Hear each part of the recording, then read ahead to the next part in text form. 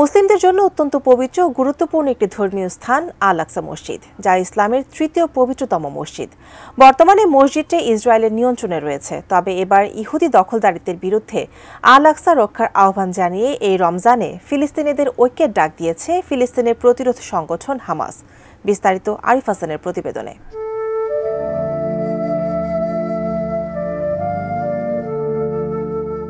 গাজায় যুদ্ধবিরতির মধ্য দিয়ে ১৩ মাস ধরে চলা ইসরায়েলি বর্বরতার অবসান ঘটেছে।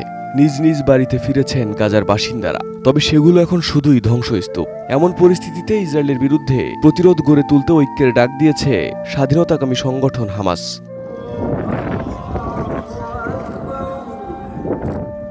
পবিত্র রমজান মাসে দখলকৃত জেরুজালেমের আল আকসা মসজিদে ইবাদত, দৃঢ় অবস্থান ও ইতেকাফে অংশ নেওয়ার আহ্বান জানিয়েছে ফিলিস্তিনি প্রতিরোধ সংগঠনটি। তারা বলছেন, এটি কেবল ধর্মীয় আনুগত্যের প্রতীক নয়, বরং দখলদার ইসরায়েলের বিরুদ্ধে প্রতিরোধেরও অংশ।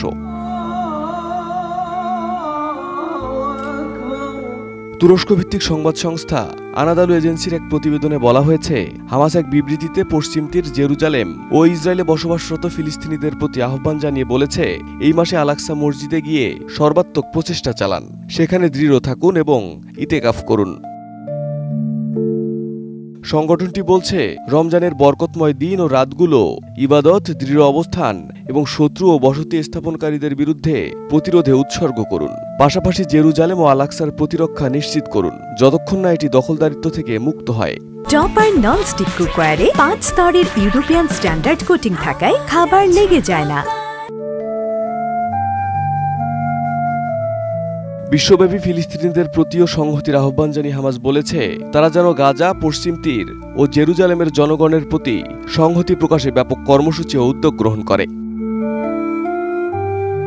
শুক্রবার সন্ধ্যায় আল আকসা মসজিদের খতিব শেখ ইকরিমা সাবরি বলেন, ইসরায়েলি কর্তৃপক্ষ নিরাপত্তার অজুহাতে জেরুজালেমে কঠোর নিষেধাজ্ঞা আরোপ করেছে। তবে তিনি দাবি করেন, এর প্রকৃত উদ্দেশ্য হল ফিলিস্তিনিদের আল আকসায় প্রবেশ সীমিত করা। প্রতি বছর রমজান মাসে ইসরায়েল এমন নিষেধাজ্ঞা আরোপ করে, যা দখলকৃত পূর্ব জেরুজালেমে অবস্থিত আল আকসা মসজিদে ফিলিস্তিনিদের প্রবেশে বাধা সৃষ্টি করে। ফিলিস্তিনিরা মনে করেন, এই বিধিনিষেধ পূর্ব জেরুজালেম সহ আল আকসা মসজিদকে ইহুদীকরণ এবং এর আরব ও ইসলামী পরিচয় মুছে ফেলার বৃহত্তর ইসরায়েলি নীতির অংশ। আল আকসা মসজিদ ইসলাম ধর্মের তৃতীয় পবিত্রতম স্থাপনা। অন্যদিকে ইহুদিরা এই স্থানকে টেম্পল মাউন্ট বলে অভিহিত করে এবং দাবি করে, সেখানে প্রাচীনকালে 2টি ইহুদি মন্দির ছিল।